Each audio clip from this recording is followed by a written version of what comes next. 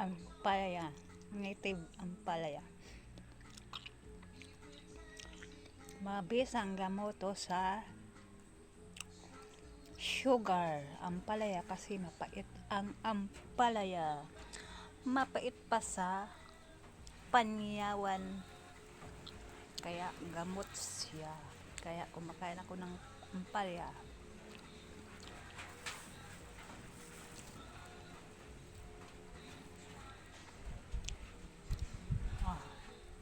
Na ubos na, kaya yung pag may sugar kayo, kumain lang kayo ng native na ampalaya.